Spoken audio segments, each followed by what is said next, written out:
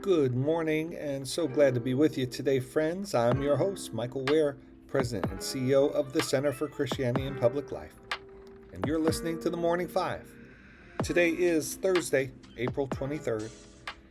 Let's begin with a passage from Mark 14. And while he was at Bethany, in the house of Simon the leper, as he was reclining at table, a woman came with an alabaster flask of ointment of pure nard, very costly. She broke the flask and poured it over his head. There were some who said to themselves indignantly, "Why was the ointment wasted like that? For this ointment could have been sold for more than 300 denarii and given to the poor." And they scolded her. But Jesus said, "Leave her alone. Why do you trouble her? She has done a beautiful thing to me.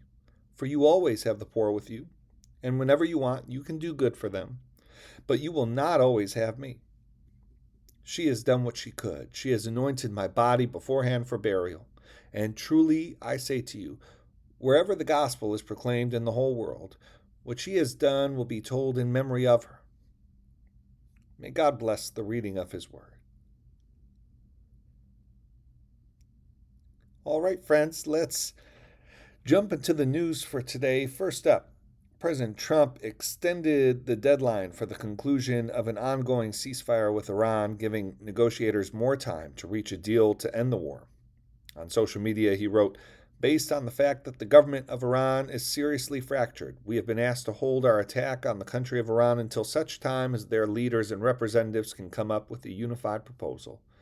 I have therefore directed our military to continue the blockade and in all other respects remain ready and able, and will therefore extend the ceasefire until such time as their proposal is submitted and discussions are concluded, one way or the other."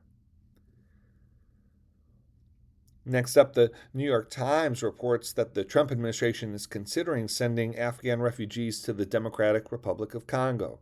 The president froze an American resettlement program for Afghan allies who helped NATO coalition forces during the 20-year war in Afghanistan.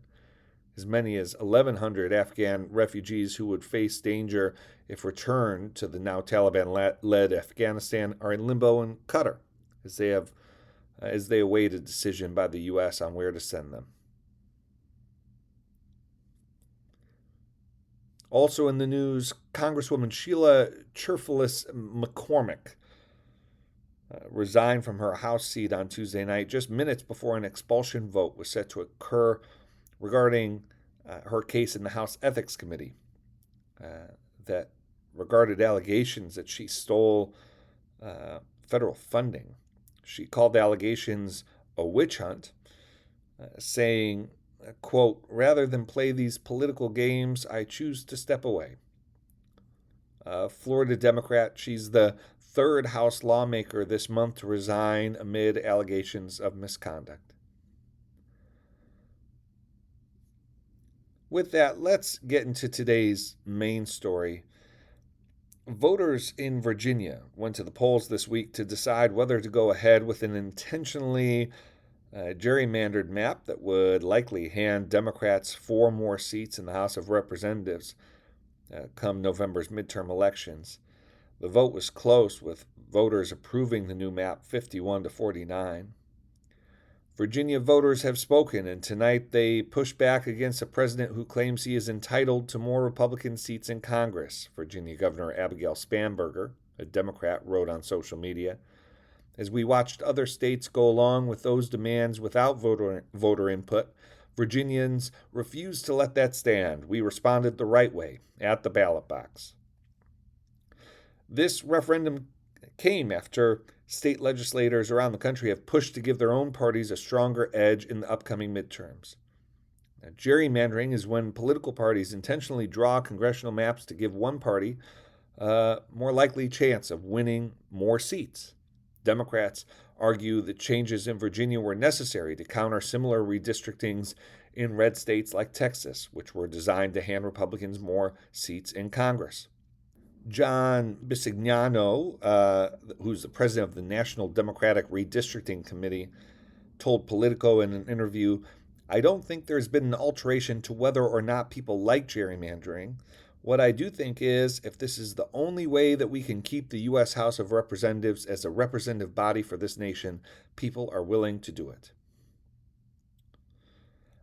One note to this kind of justification is while Democrats are, and this is Michael talking. This is a point that I think is worth considering, which is that Democrats are arguing that what happened in Virginia is merely a response to Texas. They really didn't have a choice. They're just responding to Republican overreach. I would point out that Indiana Republicans faced profound pressure from President Trump and the National Party to redistrict in their state, and they resisted that pressure. And it's worth considering what message is being sent to Indiana Republicans who did the right thing, and what kind of incentive structure is being set up here. It's also worth noting that this vote runs counter to other recent Virginia votes on map drawing. In 2020, voters there approved a bipartisan redistricting effort that would try to prevent partisan gerrymandering. Now, regardless of the results of this referendum, the Virginia Supreme Court could still reject the redistricting effort before the election if it rules it to be unconstitutional. States, including Texas, California, Ohio, Utah, North Carolina, Missouri, and Florida, have either considered or advanced redistricting plans over the past year. Notices congressional columnist Paul Kane wrote yesterday that the gains for each party essentially even each other out on the national map. He notes that the best case scenario for Republicans after all the reconfiguring is finished is a net gain of only 4 seats. And the best case scenario for Democrats, a net gain of only 4 seats. I'll read briefly from a New York Times report on that gerrymandering tit for tat between the two parties. Democrats now occupy 6 of Virginia's 11 seats. The new map could give them 10. The Virginia vote is the latest chapter of a rare mid-decade cartographic arms race. The Texas Republicans started last year when, urged on by President Trump, they drew a map intended to yield 5 more Republican seats. The fight soon spread to a range of red and blue states, including California, which overwhelmingly passed a statewide ballot measure meant to eliminate 5 Republican seats. Florida is the last remaining state with potential plans to redraw its map this spring. The one-question election in Virginia has drawn more than $80 million in spending and intense interest from national party leaders. Now, House Democratic leader Hakeem Jeffries argued in favor of the Virginia redistricting by saying that Virginia voters had, quote, the opportunity to ensure that there is a fair national congressional map. And so, whether this should be the state of things, the logic being articulated by political leaders is that we're just caught up in this tit for tat, retaliatory cycle of action.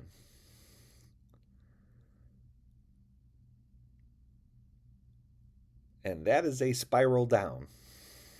That does not lead to good places.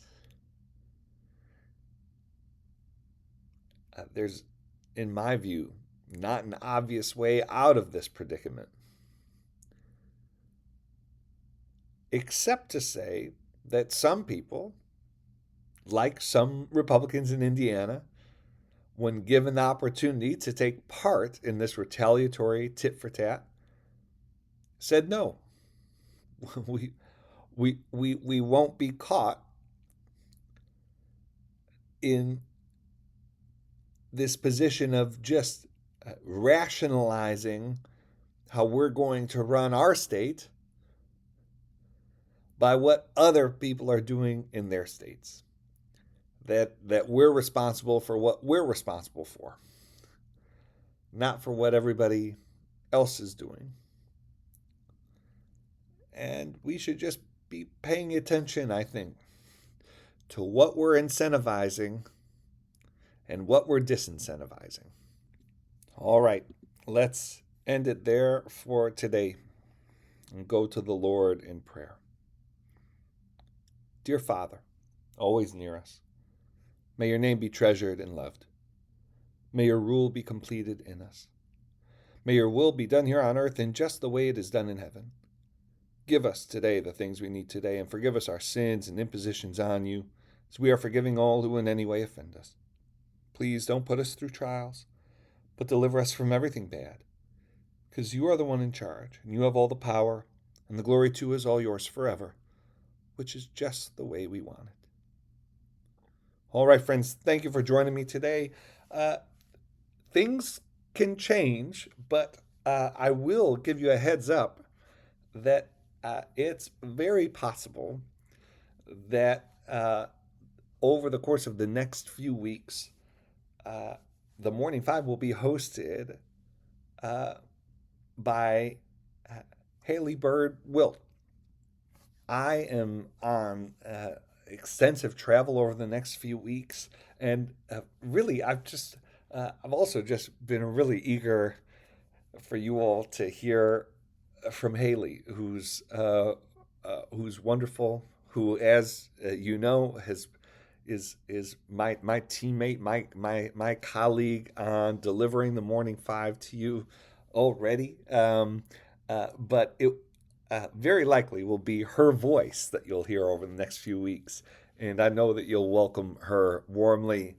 And I just think a little concerned that you won't be so eager to get me back after you hear from Haley.